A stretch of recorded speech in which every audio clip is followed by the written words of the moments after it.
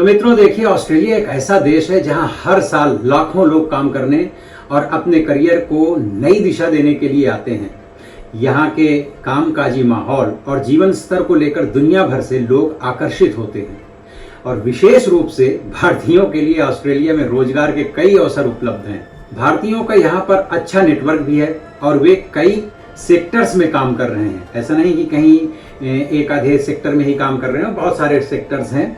नमस्कार बंधुओं, मैं हूं आपका मित्र शक्ति पांडे, सिडनी ऑस्ट्रेलिया से स्वागत करता हूं अपने YouTube चैनल पर। आज के इस वीडियो में हम बात करने वाले हैं कि ऑस्ट्रेलिया में भारतीयों के लिए किस किस प्रकार की जॉब्स वैकेंसी उपलब्ध हैं। तो अगर आप इंटरेस्टेड हैं तो इस वीडियो को अंत तक देखिएगा। ऑस्ट्रेलिया में काम करने का सपना देख रहे हैं तो ये वीडियो आपके लिए है। हम आपको बताएंगे कि कौन कौन से सेक्टर्स में भारतीयों को जॉब्स मिल रही हैं, क्या है उनकी योग्यताएं और क्या है उनकी आवश्यकताएं, और ऑस्ट्रेलिया में ज्वाइन करने के लिए क्या क्या प्रक्रियाओं से गुजरना पड़ता है, कौन कौन सी प्रक्रियाओं से आपको गुजरना पड़ सकता है, क्या क्या फॉर्मेलिटीज होंगी। काफी डिटेल में मैं इस वीडियो में आपसे बात करने वाला हूं, इसलिए वीडियो को अंत तक देखिएगा। अब हम बात करने वाले उन सेक्टर्स की जहां भारतीयों को अधिकतर जॉब्स मिलती हैं। सबसे नंबर 1 पे आता है IT and software engineering. Australia में IT सेक्टर भारतीयों के लिए सबसे बड़े रोजगार के अवसर प्रदान करता है। सिडनी, मेलबर्न और ब्रिस्बेन जैसे शहरों में कई बड़ी IT कंपनियां हैं जो software developers, network engineer, data analyst और अन्य तकनीकी विशेषज्ञों की तलाश में रहती हैं। और दूसरे नंबर पे आता है हेल्थ केयर सेक्टर। मित्रों, ऑस्ट्रेलिया का हेल्थ केयर सेक्टर भी भारतीयों के लिए बेहतरीन अवसर प्रदान करता है। भारतीय डॉक्टर, नर्स और अन्य हेल्थ प्रोफेशनल्स यहाँ पर काफी काम कर रहे हैं। यदि आप मेडिकल फील्ड में हैं तो ये आपके लिए एक बहुत ही सुनहरा और अच्छा मौका है, इसको आप हाथ से मत जाने दीजिए। और तीसरा है इंजीनियरिंग एंड कंस्ट्रक्शन। ऑस्ट्रेलिया में निर्माण और इंजीनियरिंग क्षेत्र में भी भारतीयों के लिए रोजगार के बहुत सारे मौके हैं। निर्माण परियोजनाओं और इंफ्रास्ट्रक्चर डेवलपमेंट के चलते इस क्षेत्र में काम की भरमार है मित्रों। और चौथे नंबर पर आता है एजुकेशन। यस, ऑस्ट्रेलिया में भारतीयों के लिए शिक्षा क्षेत्र भी बहुत ही लाभकारी है। यहाँ पर भारतीय शिक्षक, प्रोफेसर्स और अन्य शिक्षा संबंधी कार्यों में भी अवसर आपको मिल सकता है, इसलिए आप ट्राई करें। और मित्रों, 5वें नंबर पर आता है हॉस्पिटैलिटी एंड टूरिज्म। ऑस्ट्रेलिया का पर्यटन और हॉस्पिटैलिटी इंडस्ट्री भी तेजी से बढ़ रहा है। भारतीयों को यहाँ होटल मैनेजमेंट, टूर गाइड और अन्य संबंधित क्षेत्रों में भी नौकरियां मिलती हैं, ढेर सारी नौकरियां मिलती हैं। अब मैं बताता हूं कि इन सबके लिए एलिजिबिलिटी क्राइटेरिया और ये सारी चीजें यहाँ पर क्या हैं। तो ऑस्ट्रेलिया में काम करने के लिए कुछ जरूरी योग्यताएं और प्रक्रियाएं हैं, प्रोसीजर्स हैं, और आपके पास वो स्किल्स होनी चाहिए। तो स्किल एंड क्वालिफिकेशन, ऑस्ट्रेलिया में नौकरी पाने के लिए आपके पास उस क्षेत्र में आवश्यक स्किल और योग्यताएं होनी चाहिए। यदि आप IT इंजीनियरिंग या हेल्थ केयर जैसे क्षेत्रों में काम करना चाहते हैं तो आपके पास में उपयुक्त डिग्री और अनुभव यानी कि एक्सपीरियंस अवश्य होना चाहिए। वीजा रिक्वायरमेंट भी है, देखिए बगैर वीजा के कुछ हो नहीं सकता। तो ऑस्ट्रेलिया में काम करने के लिए आपको एक उपयुक्त वीजा की आवश्यकता होती है। सबसे सामान्य वीजा वर्क वीजा है, जिसे आप विभिन्न श्रेणियों में प्राप्त कर सकते हैं। आपको ये सुनिश्चित करना होगा कि आप जो वीजा आवेदन कर रहे हैं वो आपके कार्य क्षेत्र से मेल खाता हो, यानी कि जो आप काम करते हैं उससे वो संबंध रखता हो। तीसरे नंबर पे है इंग्लिश लैंग्वेज प्रोफिशिएंसी। मित्रों, ऑस्ट्रेलिया में काम करने के लिए अंग्रेजी भाषा का अच्छा खासा ज्ञान होना बहुत आवश्यक है। इसके लिए आपको IELTS या PTE जैसे टेस्ट पास करने होंगे। जॉब के अनुसार निर्धारित बैंड्स परीक्षा देकर लेने ही पड़ेंगे, मतलब उतना आपको अचीव करना पड़ेगा। और कुछ हैं जो जॉब स्पॉन्सरशिप वगैरह से भी आ सकते हैं, यानी कि कुछ मामलों में आपको ऑस्ट्रेलियाई कंपनियों द्वारा स्पॉन्सरशिप भी मिल सकती है, जिससे आप काम करने के लिए ऑस्ट्रेलिया आ सकते हैं। अब देखिए क्या है कि जॉब सर्च एंड एप्लीकेशंस का जो प्रोसीजर है वो मैं थोड़ा सा बता देता हूं आपको। तो ऑस्ट्रेलिया में नौकरी पाने के लिए कई तरीके हैं।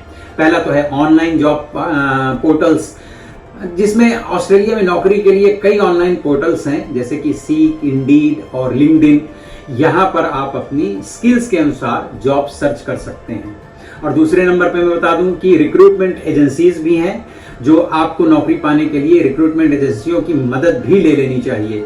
ये एजेंसियां आपको आपके स्किल्स और एजुकेशन के अनुसार ही काम दिलवाती हैं और इसमें मदद कर सकती हैं आपकी। एक और बड़ी अच्छी चीज है नेटवर्किंग, कि ऑस्ट्रेलिया में नेटवर्किंग भी बहुत महत्वपूर्ण है। अपने संपर्कों का उपयोग करके आप आसानी से नौकरी के अवसर पा सकते हैं। और देखिए सैलरी वगैरह क्या है, बेनिफिट्स वगैरह क्या हैं, तो वो ऑस्ट्रेलिया में काफ़ी अच्छे हैं। तो ऑस्ट्रेलिया में काम करने का एक और प्रमुख कारण है लोगों के अंदर, वो ये कि यहाँ का अच्छा खासा वेतन। ऑस्ट्रेलिया में विशेष रूप से आईटी, इंजीनियरिंग और हेल्थ केयर जैसे क्षेत्रों में भारतीयों को अच्छे वेतन पैकेजेस मिलते हैं। इसके अलावा आपको यहाँ पर स्वास्थ्य संबंधित सुविधाएं और पेंशन, अन्य तमाम सारे लाभ आपको यहाँ पर मिलते हैं। ये गवर्नमेंट देती है, काफ़ी फ्रेंडली है। अब मैं आपको इस सब का कंक्लूजन अगर बताऊं तो दोस्तों, अगर आप भी ऑस्ट्रेलिया में काम करने का सपना देख रहे हैं तो इन सेक्टर्स और प्रक्रियाओं को ध्यान में रखें। यहाँ पर भारतीयों के लिए काफी नहीं, बहुत सारे अवसर हैं। बस सही दिशा में मेहनत और तैयारी की आवश्यकता है। इधर उधर लोगों के बरगलाने पर मत जाइएगा। और अगर आपको हमारा ये वीडियो पसंद आया हो तो कृपा करके इसे लाइक अवश्य करें, और आपके पास कोई सवाल हो तो कमेंट करके कमेंट सेक्शन में हमें अवश्य बताइएगा। हम कोशिश करेंगे कि आपको जवाब दे सकें। और इस इंफॉर्मेशन के बाद इस वीडियो का आगे का जो अंश ब्लॉग है उसे भी अवश्य देखें, क्योंकि मैं अभी इंडिया होकर के आया हूं और महाकुंभ स्नान सहित काशी विश्वनाथ के दर्शन आदि सब कुछ करके आया हूं। तो ये जो मेरी पूरी यात्रा है उस वीडियो के अगले भाग में है, वो काफी इंटरेस्टिंग है, तो उसे आप छोड़िए। मित्रों, इस वक्त मैं ऑस्ट्रेलिया में ही नहीं हूँ, सिडनी तो बात छोड़िए। इस वक्त मैं आया हुआ हूँ, as you can see behind me. ये देखिए मित्रों, अब इस वक्त मैं बैठा हुआ हूँ सिडनी एयरपोर्ट में और जा रहा हूँ इंडिया। तो मुझे घर की याद आ रही थी, क्योंकि मैं मार्च में लौटा था, लेकिन अभी माताजी की थोड़ी तबीयत सही नहीं है, 1-1.5 महीने से बीमार भी हैं। तो अब लग रहा है कि अच्छा हुआ मैंने पहले टिकट ले लिया, तो अम्मा से मुलाकात भी हो पाएगी। कुंभ मेला भी जाने की इच्छा है, प्रभु अगर बुलाएंगे तो अवश्य जाऊंगा, मेरा तो बहुत मन है। तो आज फ्लाइट 1 घंटे लेट है, रात में मैसेज आ गया था कि 1 घंटे डिले है। ये देखिए हमारे सामने फ़्लाइट ये एयर इंडिया की लगी हुई है और भीड़ अच्छी खासी हो चुकी है। वैसे ही ऑलरेडी 1 घंटे फ़्लाइट लेट है, काफ़ी लेट हो गई है फ्लाइट, लगभग 12 बज चुका है। अतिथियों से निवेदन है कि अपने बड़े बैग को सीट के ऊपर वाले। इस समय मैं सिडनी में नहीं हूँ, ऑस्ट्रेलिया में भी नहीं हूँ। मैं कल रात को पहुँचा हूँ इंडिया और इस समय मैं हूँ दिल्ली। और अभी भाई साहब के साथ मैं आया हूँ, मैं आया हूँ। मुझे जाना है कैनॉट प्लेस, मुझे थोड़ा सा मोबाइल का काम करवाना है। मेरा ये जो मोबाइल है इंडिया का, ये बहुत पुराना है, 1998 में मैंने ये नंबर लिया था और वो नंबर अभी तक मेरा चल रहा है। लेकिन अभी मुझे उसका चेंज करना है सर्विस प्रोवाइडर। 1 मिनट में मशीन में ये करके जा रहा हूँ। भाई पहले यहाँ पे टिकट सिस्टम डिफरेंट था, अभी दूसरा हो गया। तो अभी भाई साहब सुप्रीम कोर्ट में मेरे ब्रदर जो हैं तो एडवोकेट हैं, कभी किसी को ज़रूरत हो इंडिया में तो बताइएगा, पैनल एडवोकेट हैं। तो मैंने कहा चलते हैं, बहुत साल पहले मैं एक बार आया था इनके साथ में सुप्रीम कोर्ट। तो अभी हम मेट्रो से आए हैं और सुप्रीम कोर्ट स्टॉप है इसका मेट्रो का, उसमें उतर के अब जा रहे हैं सुप्रीम कोर्ट की तरफ और वहाँ से फिर जाऊँगा मैं कैनॉट प्लेस। और एयरटेल का बताते हैं यहाँ पे इंटरनेट ज़्यादा अच्छा है, तो वो कनेक्शन देखता हूँ अभी क्या डॉक्यूमेंट्स मांगेंगे और क्या मेरे पास आएँ। अगर सब ठीक ठाक रहता है, क्योंकि यहाँ पर फिर इंटरनेट वगैरह ठीक नहीं रहता तो व्हाट्सएप कॉल और ये सब कुछ गांव साइड में जाने के बाद में हो नहीं पाती हैं। तो ये पूरा वहाँ तक बना हुआ है अपने यहाँ सुप्रीम कोर्ट तक। अच्छा है, रोड क्रॉस करने के लिए बनाया है इसे, तो अच्छा है। खाना ना खाया सुबह तो मैं, अब एक्चुअली नींद का भी थोड़ा सा चेंज हो गया है साइकिल। तो मुझे तो 4 बजे से ही आँख खुल गई थी और फ्लाइट में मुझे नींद आई नहीं। और फ्लाइट में इतनी जगह भी नहीं होती कि आराम से आप बहुत रिलैक्स होकर सो सकें। तो ये है आज का दिन यहाँ दिल्ली में, इंडिया में। ये है देखिए मित्रों सुप्रीम कोर्ट। अभी मैं गया था भाई साहब के चैम्बर और काफ़ी लोग थे, आवाज़ बहुत हो रही थी। तो ये चैम्बर्स ही हैं और बहुत सारे चैम्बर्स, दूसरे नई बिल्डिंग्स वगैरह बनी हैं। ये और ये सामने जो दिखाई दे रहा है, ये सुप्रीम कोर्ट का ही वो जो डोम है, क्या बोलते हैं इसको, बना हुआ है। और यहीं पे फैसला होता है लोगों के मुकदमों का, आखिरी फैसला। तो ये है, इस गेट से अंदर एंटर होते हैं और इस तरफ पूरी जो बिल्डिंग्स हैं वहाँ पे बैठते हैं जजेस वगैरह। और ये सब कार पार्क और इधर का ये है। चलें, किस तरफ से चला जाए? इधर से ही चलते हैं, आ जाओ।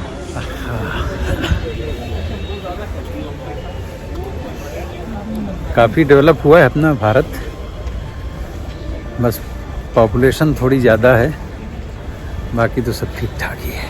ये देखिए मित्रों, इस समय हम हैं सीपी कैनॉट प्लेस में, और यहीं रिक्शे से उतरे हम लोग सुप्रीम कोर्ट से। मैंने लाइक हम दोनों लोग रिक्शे में ही आए। अच्छा लग रहा है, कैनॉट प्लेस भी बढ़िया लग रहा है। अंग्रेज़ों ने जिस समय इसको बसाया था तब यहाँ की क्या पॉपुलेशन रही होगी और अब कितनी पॉपुलेशन है। पर पालिका बाज़ार भी यहीं पे है, पर हालांकि वहाँ जाने वाने का टाइम है नहीं और कुछ ख़रीदना भी नहीं है। ये तो एयरटेल की वजह से जाना पड़ेगा। ये है देखिए कैनॉट प्लेस। आ चुका हूँ पहले भी यहाँ पे कई बार। ये सब पुरानी अंग्रेज़ों के समय की बनाई हुई बिल्डिंगें वगैरह हैं। तो देखिए इस समय हम हैं ई ब्लॉक कैनॉट प्लेस में, और वहाँ हम गए थे एयरटेल में, वो काम वहाँ का हो भी गया था। फिर वोडाफोन वाली का फ़ोन आ गया कि आप क्यों चेंज कर रहे हैं, आप हमारे स्टोर हो आइए। तो अभी हम स्टोर चले गए और फिर वही पुराना प्रेम वाली बात कि यार इतने साल से वोडाफोन यूज़ कर रहे हैं, तो मैंने अपना ई सिम जो है, तो ई सिम जो दूसरे मोबाइल में था मैंने अपने आईफोन में करवा लिया उसे। और कल जो है हमारे एक रिलेटिव हैं, उन्होंने बताया था कि आज शकट का जो है त्यौहार है। शकट चौथ होती है मेरे ख्याल से, चतुर्थी शायद, तो पर शकट का त्यौहार है। इसमें क्या होता है, शकरकंद खाई जाती है, जिसे स्वीट पोटैटो इंग्लिश में कहते हैं। तो आज के त्यौहार में बचपन में हमें याद आया कि हाँ, हम जब गांव में हुआ करते थे तो खाते थे। तो संयोग से काम करे, मैं कहानी बता इसलिए रहा हूँ भैया कि यहाँ से संयोग से हम सब काम करके निपट के राजीव चौक जा रहे थे, ट्रैम स्टेशन नहीं, ट्रैम नहीं, यहाँ पे उसको क्या, मेट्रो स्टेशन जा रहे थे। तो ये देखिए बाबा जी मतलब योगी जी के गांव के, गोरखपुर के हैं। इनका नाम है धर्मेंद्र, राइट। और ये यहाँ भुनी हुई शकरकंद इतनी बढ़िया और लजीज और टेस्टी। इसमें हालांकि बस इनका यही कि ये सर्व अच्छे से करते हैं, उसमें ये मसाला इन्होंने बहुत अच्छा स्वयं बनाया हुआ है घर में, नींबू डालते हैं। और इतनी बढ़िया स्वीट पोटैटो। ऑस्ट्रेलिया में जब हम स्वीट पोटैटो खाते हैं तो पता नहीं, चाहे आप जैसे भी भूंजें चाहे उबालें, वो पिलपिली हो जाती हैं। हमारे यहाँ की जो है पिलपिली नहीं होती, टेस्ट भी अलग होता है। तो आज त्यौहार भी था, इनको देखा तो मैंने कहा कि देखो, कल किसी ने मुझे याद दिलाया था और आज ये सामने से मिल गया और त्यौहार का दिन है, शकरकंद खाना चाहिए। तो हमने 2 प्लेट, कितने की एक प्लेट खिलाते हैं धर्मेंद्र जी आप? 50 है, 60 है, $50 नहीं, 50 रुपये या 50 या 60 रुपये की। तो हमने 60 की 2 ले करके और खाई, बड़ा मज़ा आया। तो कभी आप कैनॉट प्लेस आते हैं तो ई ब्लॉक के पास में शाम को ये खड़े होते हैं धर्मेंद्र बाबू, और ये योगी जी के गांव के हैं। यहाँ के आप स्वीट पोटैटो ट्राई कीजिए, मज़ा आएगा आपको। भाई कुछ भी हो, अंग्रेज़ जो हैं बहुत पहले से काफ़ी विजनरी होते थे। ये सैकड़ों साल पुरानी बनी हुई इमारतें हैं कैनॉट प्लेस की, और ये इतना बड़ा कैनॉट प्लेस डेवलप किया था इतने सालों पहले कि आज भी, जबकि दिल्ली तो बहुत क्राउडेड है और पूरा देश ही क्राउडेड है। देखिए अपना तिरंगा कितना बड़ा यहाँ ऊपर लहरा रहा है, कि सब कुछ होते हुए भी आराम से हम पूरा लगभग जो है तो हमने पूरा कैनॉट प्लेस जो है आज घूमा है। और इतनी ज़्यादा कोई भीड़ भाड़ नहीं, आराम से अच्छे से शॉपिंग वगैरह हो सकती है। और काफ़ी बड़ा है कैनॉट प्लेस, और काफ़ी अच्छा लगा मुझे। सिर्फ बड़ा ही नहीं है, काफ़ी अच्छा भी लगा। ये देखें, और ये तो एक कोना भर दिखा रहा हूँ, पूरा घूम करके आए हम लोग अभी। अब जा रहे हैं हम राजीव चौक से, पकड़ेंगे मेट्रो और जाएंगे घर। ये देखिए DFO में है हम इस समय, और हमारा ये सिजलर थाली तैयार हुई है। Thank you very much, thanks, excuse me. ये देखिए कितना धुआं छोड़ता हुआ। एक मैं ऑलरेडी रख के आ चुका हूँ भाई साहब के पास।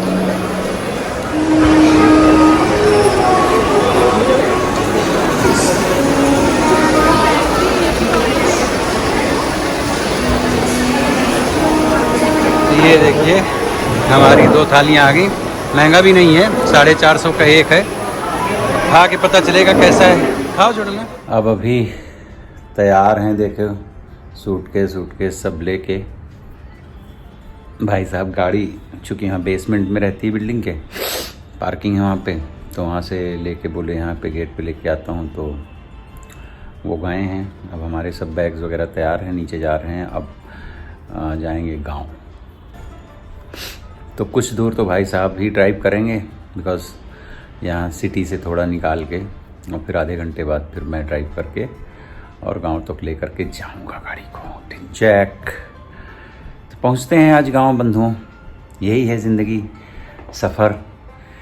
बाकी यस, सर्दी है थोड़ी सी यहाँ पे, इतनी ज़्यादा नहीं है। मैं तो सुबह उठ करके आराम से ठंडे पानी से नहाता हूँ, मुझे कोई फ़र्क नहीं पड़ता, बिकॉज़ मुझे लगता है सिडनी में शायद यहाँ से ज़्यादा ठंडी होती है, या फिर मैंने पिछले 3-4 साल से आदत डाल रखी है सिडनी के ठंडे पानी से नहाता हूँ। और जो लोग सिडनी में रहते होंगे, आप लोग बताइएगा कि अपने यहाँ तो गर्मियों में भी जो नॉर्मल वाटर आता है वो इतना ठंडा होता है कि बगैर उसमें हॉट वाटर मिक्स किए हुए नहाना काफ़ी डिफ़िकल्ट होता है लोगों के लिए। लेकिन मैं सर्दियाँ हों गर्मियाँ हों, मैं ठंडे पानी से ही नहाता हूँ। सो यस, मैं नहा धो के फ्रेश हो गया हूँ। आज रात मेरी नींद प्रॉपर नहीं हुई है। कल तो मैं हो गया था क्योंकि 2 दिन से नहीं सोया था, तो वो जेट लैग वगैरह पता नहीं कहाँ गया, पर मैं जल्दी सो गया था और 3-4 बजे के आसपास नींद खुल गई थी, नींद पूरी हो गई थी। आज मैं थोड़ा लेट सोया और बहुत जल्दी जग गया था, 3:30 बजे जग गया था। तो यस, नींद का थोड़ा सा भी रहेगा 1-2 दिन 3 दिन, फिर तो सही हो जाएगा। तो बने रहिए साथ में मित्रों, और देखिए वीडियो को अंत तक, कैसी चल रही यहाँ पे मेरी यात्रा। वैसे प्लान कर लिया है और कुंभ मेला स्नान करने जाना है, भगवान के दर्शन करने जाना है, तो फिर वो भी दिखाऊंगा आपको मैं, कुंभ मेला की झलक। अप्रॉक्सीमेटली 200 किलोमीटर के आसपास ड्राइव कर चुका हूँ, और अब ये यमुना एक्सप्रेस हाईवे का लास्ट स्टॉप है। इसमें 3 ही होते हैं वैसे, एक शुरू में एक बीच में, और अच्छा खासा रोड था, बहुत ज़्यादा रश नहीं था। तो 110, 120, एक दो बार तो मैंने 140 तक में भी ड्राइव किया, लेकिन वो बस थोड़ा ही बहुत किसी गाड़ी को ओवरटेक करने के टाइम पे ये है। तो अभी चूँकि सुबह से भूख लग गई है और लगभग 12:30 बज चुका है, तभी यहाँ पे 2 थालियाँ खाने की ऑर्डर की हैं। यहाँ स्पेशल थाली 220 रुपये की है, और नहीं, स्पेशल थाली 290 रुपीज़ की है, और एक और दूसरी थाली है, 2 ही ऑप्शन है थाली के, वो 220 रुपये की है। तो अब मैं अगर इसको डॉलर्स में काउंट करूं तो 290 वाली कितनी हो गई, करीबन $5, $5.5 की थाली। यहाँ बाहर और भी स्टॉल हैं 1-2, पर हमने सोचा क्योंकि ये प्रॉपर खाने का टाइम है तो भोजन ही करते हैं। और पानी की बोतल जो मैं पीता हूँ, एक्वाफिना, किनले या वेदिका, और एक और है टाटा का भी आता है। ये सब 2-4 पानी हैं जो अगर आप लोग आते हैं ऑस्ट्रेलिया या कहीं किसी भी फॉरेन कंट्री से, तो कुछ ठीक ठाक बोतल ही लिया करिए, ठीक ठाक कंपनियों का। और वो एक्वाफिना की आती हैं टैबलेट्स, तो मैं ऑस्ट्रेलिया से लेके आता हूँ, हर बोतल में पीने से पहले उसमें खोल के डाल देता हूँ। तो यहाँ पर उन्होंने एक दूसरा ही कोई दिया है 30 रुपीज़ का, तो उसमें डाला, क्योंकि गाड़ी में तो पड़ा है 2-3 बोतल पानी, बट आई थॉट कि यहाँ पर वैसा ले लेता हूँ और दवा डाल करके पीता हूँ। तो अंदर भाई साहब बैठे हैं और मैं चलता हूँ। ये है, देखिए, मैं जैसे ही दिल्ली से थोड़ा सा निकला, यमुना एक्सप्रेस हाईवे जैसे ही टच हुआ, उसके बाद मैंने ड्राइव करना शुरू कर दिया। ये है हमारी गाड़ी, ये देखिए, तो अच्छा है।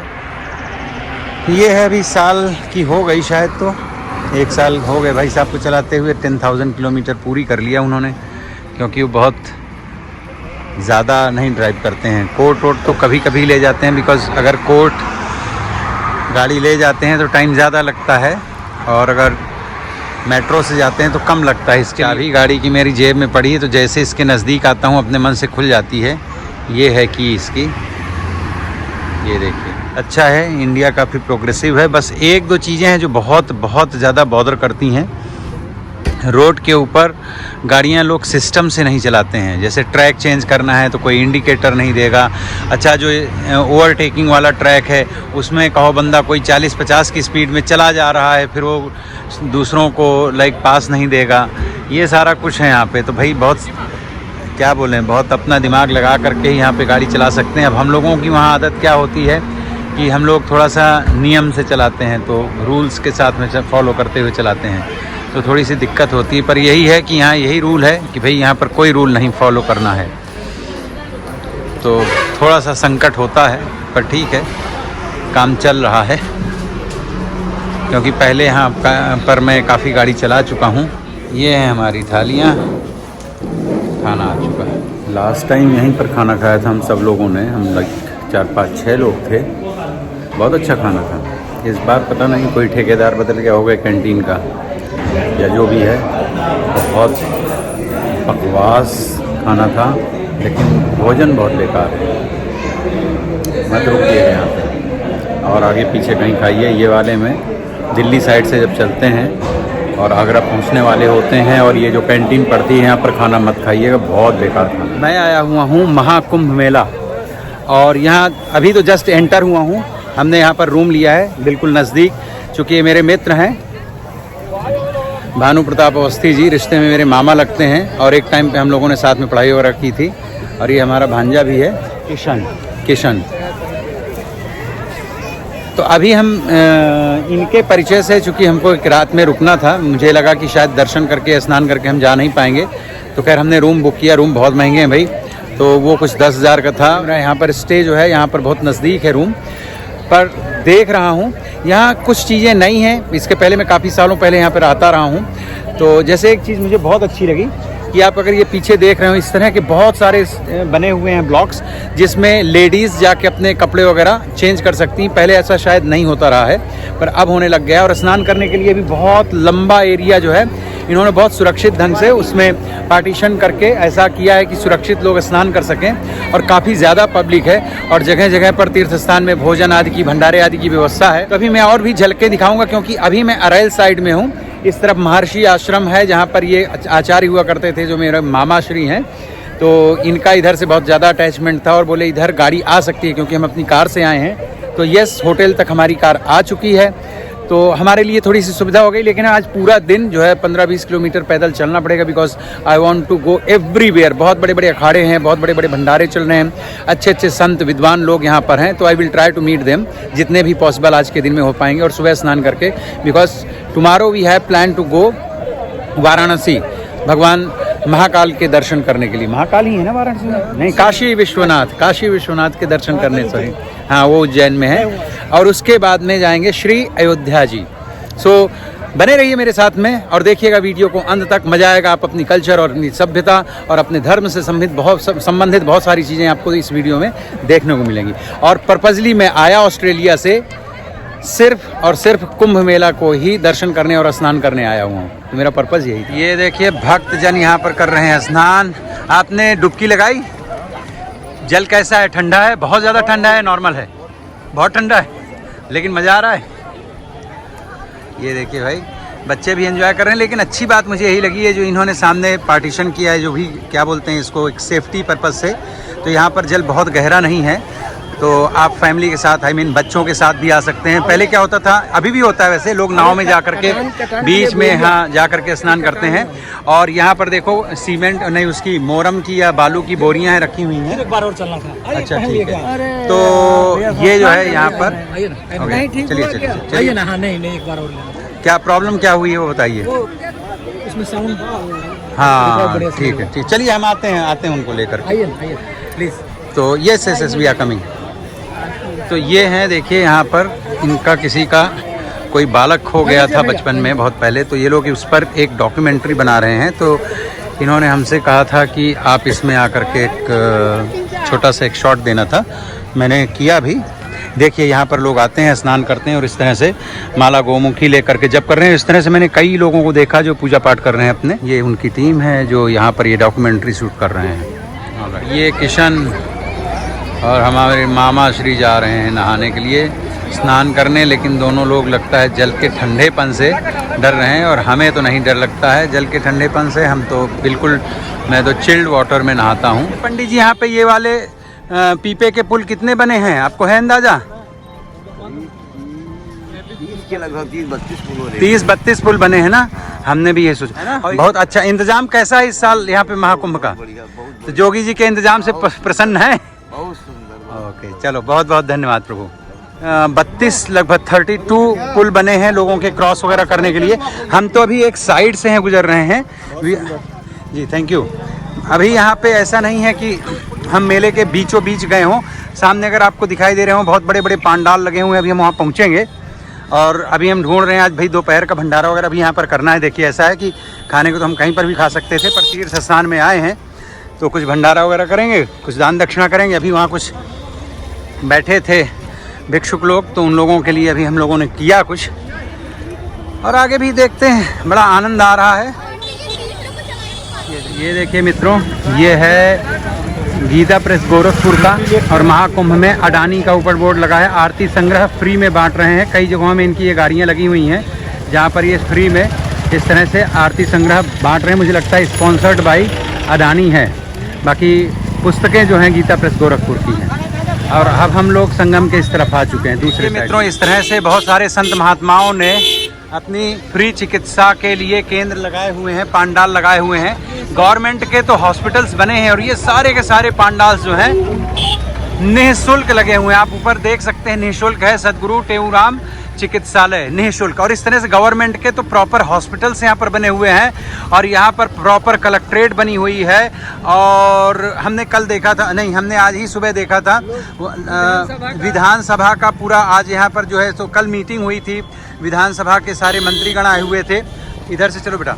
और हाई कोर्ट, यहाँ पर हाई कोर्ट प्रयागराज का जो इलाहाबाद हाई कोर्ट का भी यहाँ पर एक ब्रांच खुली हुई है। और बहुत सारे हज़ारों जगह में, मेरे ख्याल से मैं हज़ारों अतिशयोक्ति नहीं कह रहा हूँ, भंडारे चल रहे हैं। हालांकि मैं भी एक अच्छे से भंडारे की जुगाड़ में हूँ क्योंकि मेरा लंच टाइम हो गया है और अब तीर्थ स्थान में आए हैं तो यहाँ पर भंडारा वगैरह खाना चाहिए, इसके लिए खाएंगे। अभी हम भंडारा ढूंढ रहे हैं कहाँ पे चल रहा है, पर ये लाइन से इतने सारे हज़ारों टेंट लगे हुए हैं, हज़ारों कैंप लगे हुए हैं, हज़ारों की तादाद में पांडाल लगे हुए हैं, कथा प्रवचन हो रहे हैं, बहुत सारे कार्यक्रम यहाँ पर हो रहे हैं। जीवन में एक बार तो आना ही चाहिए। हर 12 साल में महाकुंभ मेला लगता है, 6 साल में अर्ध कुंभ लगता है, और कुंभ मेला तो सामान्य हर वर्ष लगता है माघ महीने में, उसे माघ मेला भी कहते हैं। तो अपने जीवन पर्यंत में हमें नहीं लगता है कि इससे ज़्यादा सौभाग्य की और कोई बात हो सकती है कि इतने अच्छे पुण्य और महापर्व को हम यहाँ पर विटनेस कर रहे हैं, हम इसके साक्षी बने हैं, हम स्वयं भी इसका हिस्सा बने हैं। और ईश्वर की बड़ी कृपा है कि मुझे यहाँ पर लेकर के आए। मैं इसलिए गंगा माता को भोरी भोरी प्रणाम करते हुए और धन्यवाद हृदयपूर्वक उनके चरणों में अपना धन्यवाद ज्ञापित करता हूँ। हर हर गंगे। मित्रों, यहाँ पर इलाहाबाद में, मतलब प्रयागराज में, हमेशा घोड़ों वाली पुलिस हम बचपन से देखते आए हैं, अंग्रेज़ों के समय से है यहाँ पर व्यवस्था। देखिए मेले में भी घूम रही है पुलिस। और ये जो सदगुरु स्वामी टेऊराम जी का आश्रम है, इसका यहाँ पर निवास के लिए कक्ष वगैरह भी उपलब्ध हैं अगर कोई यहाँ रुकना चाहता है। ये देखिए सतनाम साक्षी श्री प्रेम प्रकाश मंडल की कुंभ मेला छावनी, और इनका अपना यहाँ पर चल रहा है। देखिए अन्न क्षेत्र भी, ये इतना बड़ा गेट बना हुआ है, यहाँ पर लगा हुआ है अन्न क्षेत्र। मित्रों, ये सामने बने हुए हैं टॉयलेट्स, और इस तरह से एक जगह नहीं है कोई, तो ऐसे टॉयलेट्स बने हुए हैं ताकि यहाँ पब्लिक को किसी तरह से कोई तकलीफ़ न होने पाए। और अब हम मेला के बीचों बीच के रास्ते में चल रहे हैं, मेन रास्ता है, यहाँ पर गाड़ियाँ वगैरह भी चल रही हैं। इस तरफ भी देखिए टॉयलेट बने हुए हैं, और आश्रम ही आश्रम है, अन्न क्षेत्र ही अन्न क्षेत्र है। कथाएँ चल रही हैं, भागवत की कथाएँ चल रही हैं, देवी भागवत पुराण चल रहा है, कहीं कुछ, मतलब इतना दिव्य लग रहा है, इतना आनंदमय लग रहा है कि मुझे लगता है मेरे जीवन में ये आज का जो दिन है सबसे सार्थक दिन साबित हुआ कि मैं इतने पुण्य पर्व पर, और भारत भूमि के नहीं, इस पृथ्वी के सबसे पुण्य क्षेत्र प्रयागराज में इस वक्त महाकुंभ का एक हिस्सा हूँ। और मुझे सचमुच बहुत दिव्य फीलिंग हो रही है, दिव्य अनुभूतियाँ हो रही हैं। अंदर से जो आध्यात्मिक चेतना है उसका ऐसा अभ्युदय हो रहा है, अंतर्मन इतना प्रफुल्लित हो रहा है कि पूछिए मत। चारों तरफ जहाँ पहुँच जाओ वहीं पर कोई न कोई कथा कार्यक्रम चल रहा है, संत महंत बैठे हुए हैं, एक से एक दिव्य मूर्तियां यहाँ पर देखने को मिलेंगी, दिव्य संत मूर्तियां देखने को मिलेंगी। और अन्न क्षेत्र और भक्तगण पूरी दुनिया से आए हुए हैं। देखिए क्या सिख क्या निहंग, सभी लोग अपने यहाँ पर पांडाल लगाए हुए हैं, चाहे सिख हो और चाहे हिंदू हो, सनातनी हो, सब लोग यहाँ मिल करके। और मैंने अभी एक सिखों के ही भंडारे में भोजन अभी यहाँ पर प्राप्त किया, और बहुत ही आनंद लग रहा है लोगों को देख करके। क्या वृद्ध, क्या बालक, मतलब ऐसे ऐसे लोग यहाँ पर दर्शन करने आए हैं और मेले में स्नान करने आए हैं, गंगा जी स्नान करने आए हैं, इस मेले का हिस्सा बनने आए हैं, जिन्हें देख करके लगता है बेचारे 4 कदम भी नहीं चल सकते हैं, वो यहाँ कई कई किलोमीटर चल करके और पुण्य अर्जित कर रहे हैं। ये उनके भी कई कई जन्मों के पुण्यों का फल है कि उन्होंने इस मेले का हिस्सा बनने का सौभाग्य प्राप्त किया है। और ये है देखिए, यहाँ से जाता है संगम एरिया।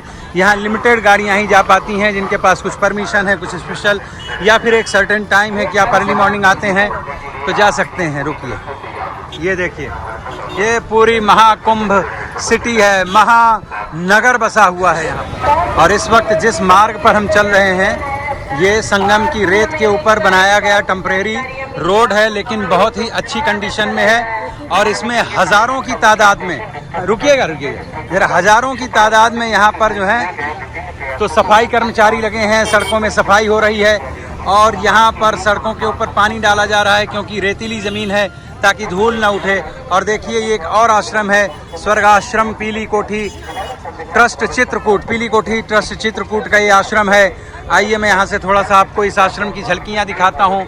बहुत ही दिव्य और बहुत ही आध्यात्मिक अनुभूति से परिपूर्ण ये स्थान है। यहाँ अगर आप आते हैं तो आपको बहुत ही आनंद आएगा, क्योंकि यहाँ पर अनेकों प्रकार के कार्यक्रम होते हैं। कहीं पर भगवान श्री कृष्ण की लीला होती है, तो कहीं पर रामलीला होती है, तो कहीं पर कोई संत महंत और कोई विद्वत समाज का व्यक्ति प्रवचन कर रहे होते हैं धर्मशास्त्रों के ऊपर। तो ऐसे तीर्थ स्थान में आने से जो पुण्य लाभ, आप ऐसा शास्त्रों में कहा गया, 1 महीना यहाँ पर प्रवास करने से 1 कल्प तक तीर्थ सेवन का पुण्य प्राप्त होता है, इसलिए यहाँ पर आना चाहिए। और अब मैं फिर आगे की ओर बढ़ता हूँ, इसी तरह से कुछ झलकियाँ दिखाऊंगा इस मेले की। मित्रों, मेरे वीडियो और मेरे इस चैनल के माध्यम से आप इस महाकुंभ पर्व को देखिए और आनंद लीजिए। ये है देखिए, श्री सुखदेव धाम समाधि, डोलनी देवी, पंचमुखी हनुमान, बिजहर नाथ घाट, बाबा श्री भगवान दास दी त्यागी जी महाराज, फलाहारी जी महाराज। और ये देखिए, उनका सिंहासन लगा हुआ है और ये इनका जो है द्वार है। बड़ा आनंद लग रहा है। ऐसे आप संत महंतों को देखिए और इन लोगों के आप दिव्य दर्शन कीजिए, बहुत ही आपको तसल्ली होगी। देखिए, यहाँ पर भजनानंदी लोग हैं, सब भगवान का भजन कर रहे हैं और इनके यहाँ पर हमेशा जो है ये धूनी जलती रहती है। और यहाँ पर बैठे देखिए एक संत महाराज, प्रणाम सभी को, प्रणाम महाराज, जय श्री राम, जय श्री राम। ये देखिए सब बड़े अच्छे संत हैं। आइए महाराज, आइए बाबा जी, आइए। तो ये सब देखिए बाबा जी बुला रहे हैं कि प्रसाद ग्रहण कीजिए। ये देखो इनके पूजा पाठ का स्थान है। अरे क्या बात, बहुत बहुत। ये देखिए प्रसाद दिलाया गया है। हाँ जी, आप कुछ बता रहे थे सनातन धर्म के विषय में, महाराज बताइए। सनातनी धर्म में ये कह रहा हूँ कि जैसे आपने ऑस्ट्रेलिया में चला गया, हाँ जी, और ऑस्ट्रेलिया से हमारे प्रयागराज में चला आया। जी जी, ये तुम्हारे पूर्वजों की देन है। बाड़े जी, अवश्य। खेती मुझे अपने घर में अवश्य बाप बात की हुई, होकर बन चले नहीं। राइट, ये तुम्हारे माता पिता की देन है, जी जी, कुल खानदान की देन है जो प्रयागराज में आ गए। समझो तुम्हारी माँ का कोख तर गई, तुम्हारा 7 कुल खानदान तर गया। हमारे आने से माया माने जीरो, कर्म माने महामाया। ये सनातनी धर्म जो है यही सत्य है। सनातनी धर्म रहेगा ना तो सारी चीज बुलंद रहेगी, सनातनी धर्म नहीं तो कोई नहीं रहे। सत्य वचन, सत्य। हाँ, तो सनातनी धर्म पे जो आप चले आए ना, जो माया आपको पैदा किया है ना, उसकी कोख तर गई, चकाचक हो गई। सत्य वचन। आज जो कहती होगी नहीं होगी धरती पे कि मेरा पुत्र बहुत सुंदर हुआ, बेटा वही जो नया काम दिखलावे, जन्म तक मर जावे। सत्य में जैते करा, कल जो करा, बेटा वही जो नया काम दिखलाए। बहुत बहुत धन्यवाद। बहुत सजनवार की। ये देखिए महाराज, बंधुओं, ये देखो कितने बड़े बड़े पांडाल लगे हुए हैं। और इस वक्त हम मेन मतलब कुंभ मेला के, महाकुंभ मेला के बीच में हैं। ऐसी सैकड़ों रोडें हैं जहाँ पर हम खड़े हुए हैं। और अभी इतना बढ़िया एक दिव्य स्थान, छोटा स्थान था, पर संतों ने इतना प्रेम से आओ भगत किया और अपने हाथ से, आसन से, गद्दी से उठ करके उन्होंने मुझे जो है तो हम तीनों लोगों को, स्पेशली मुझे तो उन्होंने भोजन करवाया। मैं आप लोगों को मित्रों बता रहा हूँ, पता नहीं आप लोग इस बात को कैसे लेंगे। मैं थोड़ा सा बिलीवर व्यक्ति हूँ, इसलिए मैं थोड़ा पॉजिटिव ज़्यादा लेता हूँ। मैं 1-2 जगहों में थोड़ा सा मैंने जो है तो भंडारे चखे थे, पर मुझे जो चीज़ खानी थी, मेरा जो भंडारे में खाने का मन था असल में, वो एग्जैक्ट वो सारी चीज़ें वो बाबा जी के यहाँ पर मिला। और वो स्वयं नागा संत थे, 10-12 संत बैठे हुए थे और उनका बहुत बड़ा पंडाल नहीं है, ठीक ठाक सा पंडाल है। तो उन्होंने मुझे कचौरी और सब्जी इतना स्वादिष्ट, गुलाब जामुन थे और खिचड़ी थी और चटनी थी और one more thing was there, बूंदियाँ और रसीली बूंदियाँ थी, खा करके आनंद आ गया।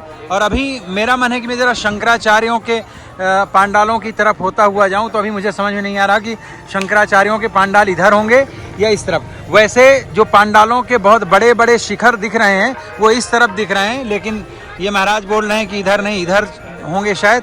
सो देखते हैं अभी। वैसे इधर भी बहुत बड़े बड़े दिख रहे हैं शिखर पांडालों के, देखते हैं। ये देखिए मित्रों, अरे ये कहाँ से बीच में सेक्रेटरी जी आ गए। ये देखिए मित्रों, ये हैं नागा संत और गंगा जी की धूल में, रेत में, गंगा जी के तट पर, और इस प्रकार से धूनी रमा करके। और ये हर मौसम में धूनी जलती। क्यों महाराज, हर मौसम में धूनी जलती है ना? 12 महीना इनकी धूनी जलती है। और ये इस प्रकार से इन्हीं से तो इस महाकुंभ की शोभा है। इन्हीं लोगों से, इन्हीं संतों से, इन्हीं तपस्वियों से सनातन की शोभा है। बहुत सारे लोग अलग अलग तरह से क्रिटिसाइज करते हैं, बट इसमें बड़ा आनंद है। अगर भगवान शिव के साक्षात आपको अनुभव करने हों तो इस प्रकार के नागा संतों के दर्शन कीजिए और आपको लगेगा कि भगवान शिव ही भभूति लगा करके और इस तरह से अनेकों स्वरूप में विचरण कर रहे हैं। तो दर्शन कीजिए। कुछ महाराज खाली हाथ नहीं, 10-5 खर्च करते जाइए, कुछ तो चढ़ाइए। मैं ठहरा सनातनी, तो मुझे सनातन धर्म की सारी गतिविधियाँ और इस तरह के कार्यक्रम बहुत अच्छे लगते हैं। और जब मैं यहाँ पर इलाहाबाद यूनिवर्सिटी में पढ़ता था तब उस टाइम पर एक बार कुंभ मेला पड़ा था, तो मैं आ चुका हूँ कुंभ मेला में भी। और वैसे भी हर साल माघ मेला लगता है, तो माघ मेला में मैं हमेशा आता रहा हूँ।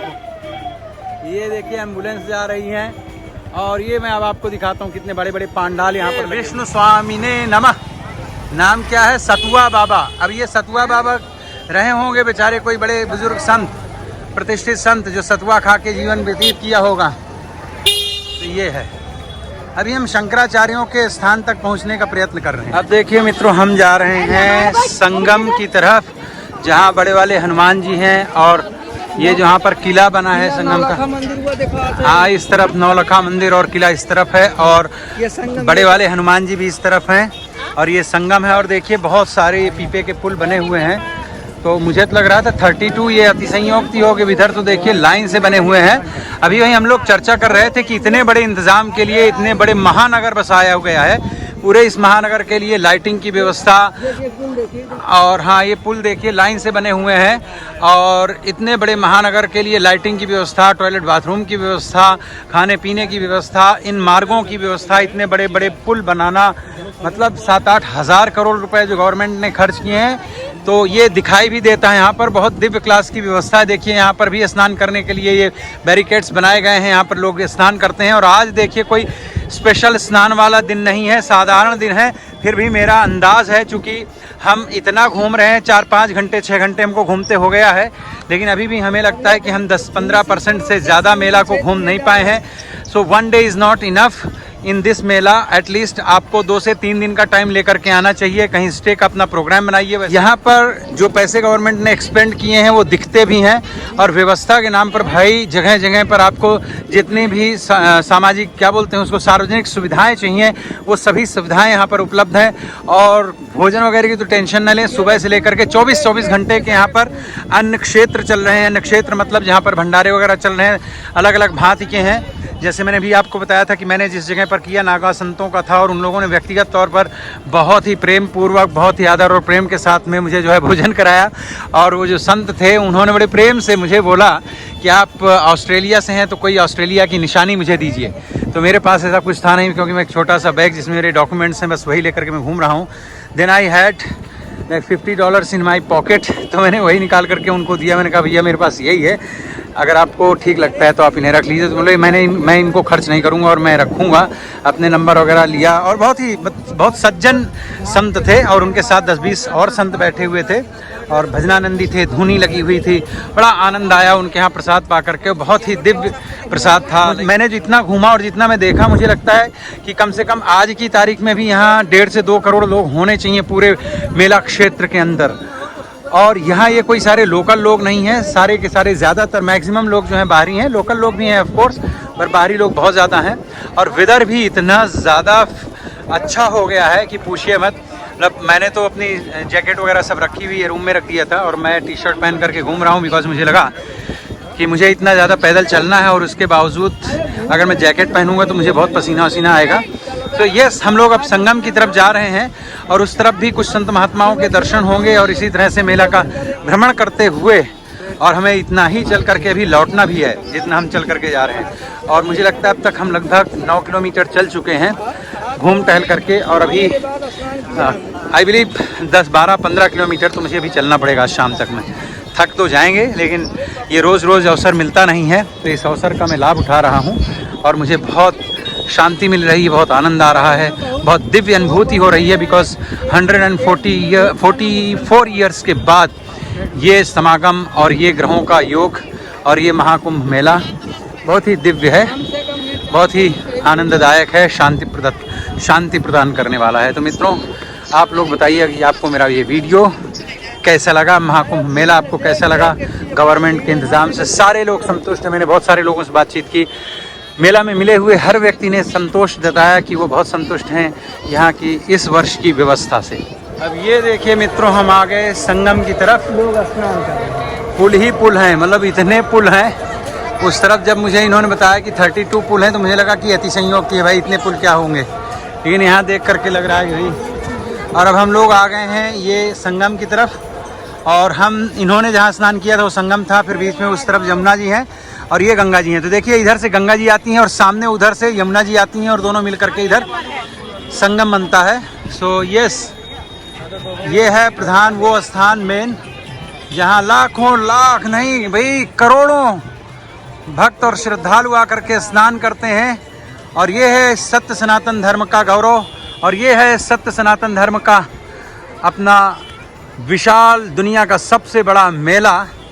और यहाँ से समझ में आता है कि कितने लोग, कितने लाखों, कितने करोड़ों लोग सनातन के प्रति अपनी श्रद्धा रखते हैं और अपने इस पूर्व काल से, पूर्वजों के काल से चली आ रही परंपरा का निर्वहन करने के लिए, स्नान करने के लिए आते हैं। हाँ जी, Triveni Sangam.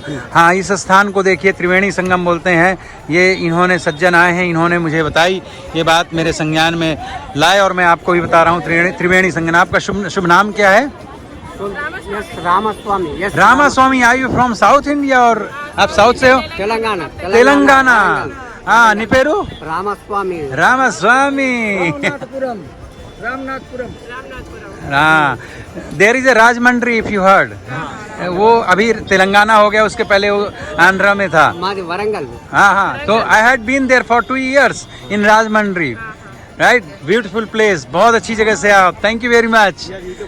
Yes, I am a YouTuber. My YouTube channel's name is Shakti Pandey Australia. I am from Australia. Thank you. Thank you. What's your name? Ritwik Ramaswamy. Good. Enjoying? अच्छा लग रहा है? Okay, bye. Bye bye. Tata.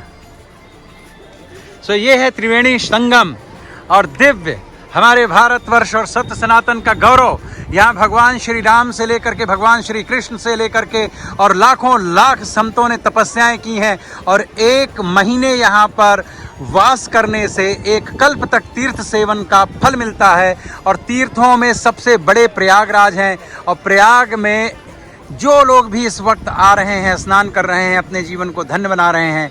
और ये देखिए, मानो तो मैं गंगा माँ हूँ, ना मानो तो बहता पानी। और जिनको धर्म का ज्ञान होता है, जिनको इनकी मान्यताओं के विषय में पता है, उनके लिए तो बहुत पुण्य का पर्व है। और जिनको इसके विषय में ज्ञान नहीं है, कुछ लोग, अभी एक मुझे महाराष्ट्र के सज्जन मिले थे, काफ़ी मैच्योर दंपति थे, उन्होंने बताया कि मुझे तो बड़ा अजीब लग रहा है कि बहुत सारे लोकल लोग यहाँ पर अभी तक भी नहीं पहुँचे हैं, और दूर दूर से लोग देश विदेश से यहाँ पर आ रहे हैं। मैं कई विदेशियों से मिला, और इतना बढ़िया लोगों का मन, विचार, हृदय साफ है, आनंद आता है। ऑफ कोर्स चूँकि हमारे देश में जनता जनार्दन बहुत है तो थोड़ा बहुत हो सकता है कि विदेशों की तुलना में आपको उसी तरह से सुविधाएं वगैरह न मिले, लेकिन यहाँ की परिस्थितियों को देखते हुए जिस प्रकार से इंतज़ाम किए गए हैं गवर्नमेंट के द्वारा, और ये जो यहाँ पर पब्लिक है और उनमें जो श्रद्धा है, भक्ति है, एक दूसरे के प्रति जो मानवाचार है, जो व्यवहार है, सद्व्यवहार है, वो बहुत ही दर्शनीय है, बहुत ही आनंददायक है और उत्साहवर्धक है। कि लोगों को मैंने देखा कि बुजुर्ग हैं, चल नहीं पा रहे हैं, छोटे छोटे बच्चे हैं,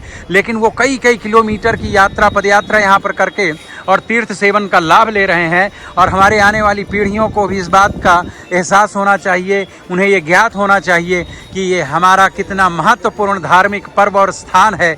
यहाँ जीवन में एक बार तो कम से कम आना ही चाहिए। और मैंने कंदमूल फल खाया भाई, बहुत मीठा है, बड़ा स्वादिष्ट है। हाँ, मज़ा ही आ गया। धन्यवाद बंधु, धन्यवाद। देखिए मित्रों, बचपन से हमने बहुत सारी मूवीज़ देखी हैं जिसमें लोग कुंभ के मेले में बिछड़ जाते थे। ये घोड़े वाली पुलिस, और अच्छी ऊंचाई कितनी है घोड़ों की, ये देखिए। यही है वो प्रधान स्थान संगम का, जहाँ पर लाखों करोड़ों लोग आकर के स्नान करते हैं। और जिस दिन शाही स्नान होते हैं यानी विशेष पर्वों पर, तो यहीं पर सबसे पहले नागा संत आते हैं, उनका स्नान होता है। फिर उसके बाद में दूसरे अखाड़े के लोग आते हैं।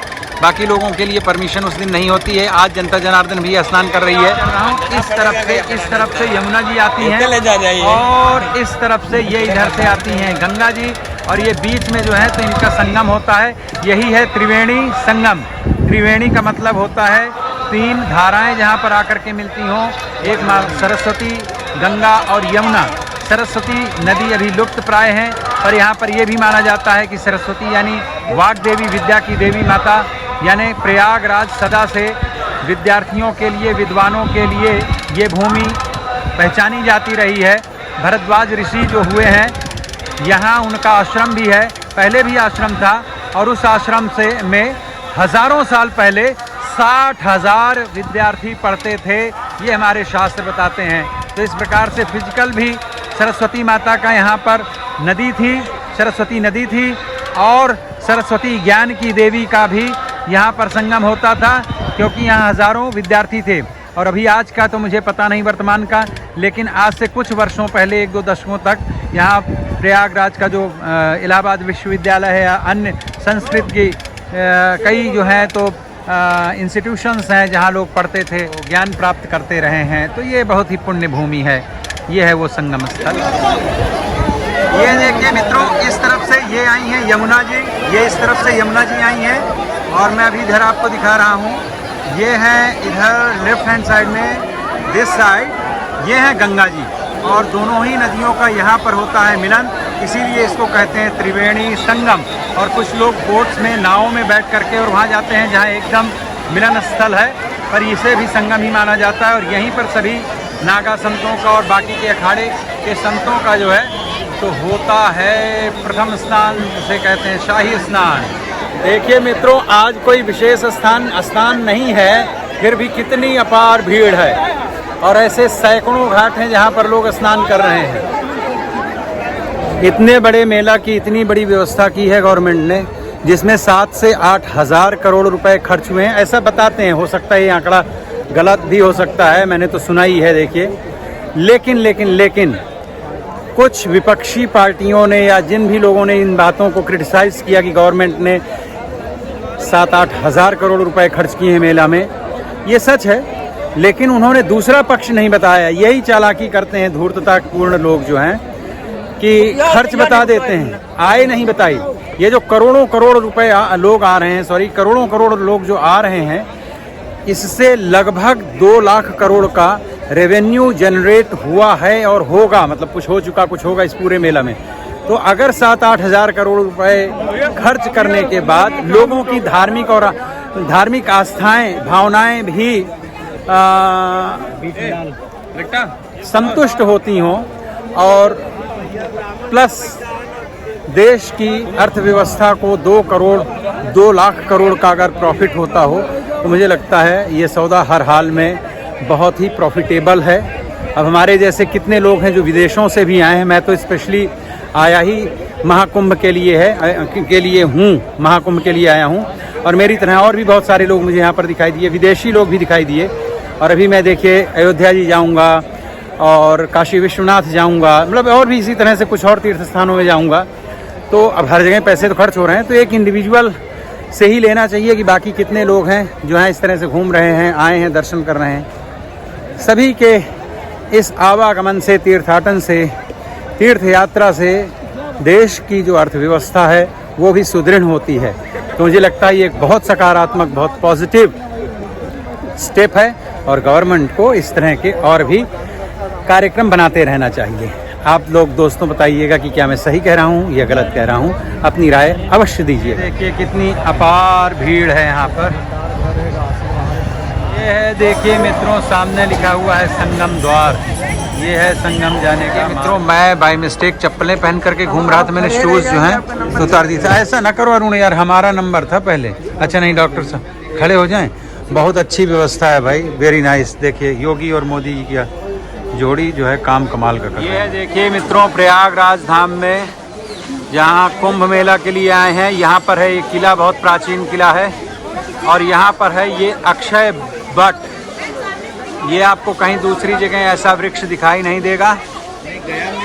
गया, अच्छा गया, बनारस और ये ओरिजिनल ये है। हाँ यहाँ मैं बहुत बचपन में पापा जब यहाँ पोस्टेड थे तब मैं आ चुका हूँ एक बार, और आज फिर दोबारा अक्षय वट के दर्शन हुए। और उसी तरह से आज भी हरा भरा है और कहते हैं अक्षय वट के नीचे जो भी वरदान मांगो सब। भाई कुंभ के इस महापर्व में जहाँ लाखों करोड़ों लोग हैं, मैं इतने लोगों को मैंने देखा और मिला। एक चीज़ समझ में आई कि कुंभ में न तो कोई ब्राह्मण आया, न कोई क्षत्रिय आया, न कोई वैश्य आया, न कोई शूद्र आया, न कोई अपर कास्ट आया, न लोअर कास्ट आया, न कोई बैकवर्ड आया। यहाँ सिर्फ और सिर्फ सनातनी आए और हिंदू आए। ये है हमारे धर्म की इस विशेषता। हाँ लेकिन ये तुच्छ नेतागण कई बार जो हैं अपनी राजनीतिक रोटियां सेकने के लिए जातियों में विभाजित करने की कोशिश करते हैं। ना तो किसी पंडाल में पूछा जा रहा है, ना किसी मंदिर में पूछा जा रहा है, और ना ही किसी स्नान के स्थल में पूछा जा रहा है कि आप किस जाति धर्म के हैं। सारे लोग, सभी कास्ट के लोग एक साथ स्नान कर रहे हैं। ये सारे विभाजन के उसमें मत पड़िएगा मित्रों। लोग चाहते हैं सनातनियों को डिवाइड करें और उसके बाद में आप लोगों का ही शोषण करें। तो सब लोग एक मुट्ठी में बंद होकर के रहें। हम सब एक हैं, हम में कोई भेद नहीं, कोई भाव नहीं। ठीक है, ग्रेट। देखिए रात्रि का नज़ारा महाकुंभ मेले का।